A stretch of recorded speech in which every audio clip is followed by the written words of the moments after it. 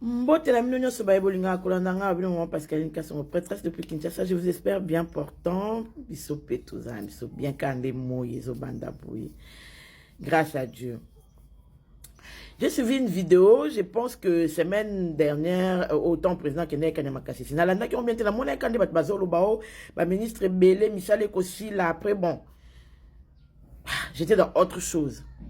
Mais lelo na uti kolanda yango et je voudrais quand même je me suis posé quand même beaucoup de questions en fait. Et quand je l'appelle peut-être ngam na comprendre ma bé beaucoup répondre ngai ceux qui n'a pas comprendre ma bé. Mais je pense que parfois tout ça a fausse démarche.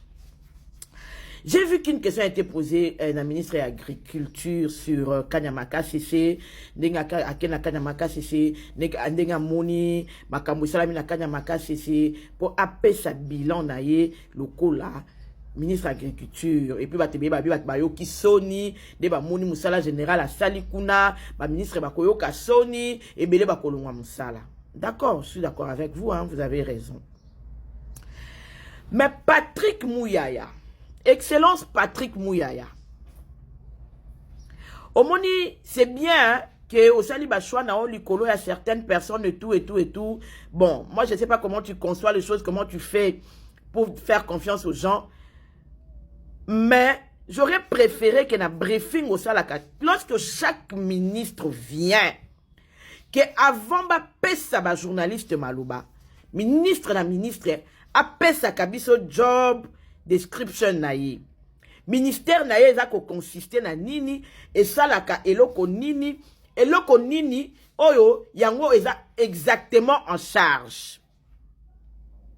Pour que éclairer pe ba journaliste ba yeba mi tuna nini ba ko poser.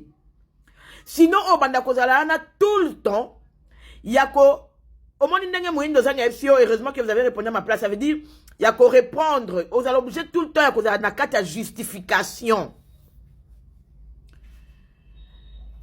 Ceux qui ministrent, par exemple, moi j'ai aimé un jour, Guy Luando a fait l'exercice, moko, à Bengabiso, à Lakisabiso, arrêté. Oyo, ezali ko pesa ye musala, to o ezali ko définir, to o ezali ko décrire musala na eloko la ministre, o ezali prêt à parlement. Aïsabiso, ngana ministre na ministère na ngana sala kaboué, na sala kaboué, na sala kaboué, na sala kaboué. Donc au-delà de ça, bokoki koya ko tout na ngaite, bokoki ko lobate ke na sali boué, na sali boué, na sali boué. Et loko l'état zo senga ngai, na ministère oyo, ya prêt à parlement, et c'est loko songo les loko pakala, apes à remettre bisongo kuto dans la banda. Et chaque ministre tant ozo na briefing, il faut appeler ça kabiso. Dans le ministère de l'Agriculture, il faut bouiller. Il faut natala na veya kasuba semence, ya mabeko tarana RDCT. Je vais sur les agriculteurs. Et zaka kate que l'état parce que quand on entend ministère de l'Agriculture, bazo kansake, il faut kaka kende ko sala bilanga. Bazo ye bate ke nyoso na ba to ba bilanga o ya ba privé et tout et ça en charge naï. Kanyamaka sesi on a bozo monana. Et dépendra directement de la présidence. Et sa vision, il y a chef, et là quoi, bah, IGF, et ça quoi, et dépendra de la présidence. Ça veut dire, explore moni quoi, salikuna. Et ça te pose général, kabouik, à ça, ce qui n'a pas monstre té. Et ça pour pessier ma coquille. Et ça pour chef aligner mon nana. Parce que général kabouik pouvait avoir toute la volonté du monde. Sans ma coquille, on s'allait l'autre. Sans ma coquille, on s'allait l'autre. Et ben ministre, on a mis le baki bako kwe, bako sala boui. Bango moutou bazak en charge, yako koksa vision chef de l'État. Ce qui président lobby tolingi priorité tourez à la Kanyamaka c'est na lignée loko bima na Kanyamaka c'est et mon nana ce sont les moyens. C'est le gouvernement qui détermine. Parce que yende moutou azali moboko azali koko qui sa vision ya chef de l'État.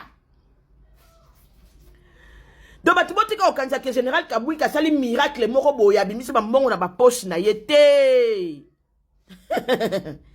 Non. Bomoni arène nande eza wana. Ka ndezo sila te wana.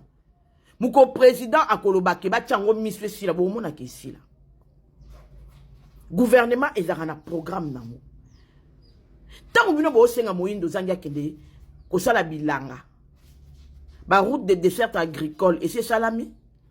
Bon, admettons que to sali bilanga en Équateur, to sali bilanga na partout au bana. Biloko wana ebanda ko pola kuna na kati. Usine à transformation. Biloko wana po elongwa kuna e kabona na RDC mobimba. Elongwa Équateur ke Congo central. Elongwa Congo central e ya Kinshasa. Elongwa Kinshasa e kende na Bandundu, e kende na Kasai. Je pense que priorité au gouvernement pour le moment, ils en ont qui banzela et salama. Il y a besoin de que chef de l'État Tchema Yele, na ministre John Banza, banzela ou ils ont relié RDC salama. Ba moyen ya conservation. Ba biloko ebele za ko entrer en jeu. Bilange ko sala makate po yo lingi balona. Il y a du fumbo à perte de vue au Kassai. Moi, j'ai fait les chemins de fer. Il y a des fumbo à perte de vue vers Bazapo.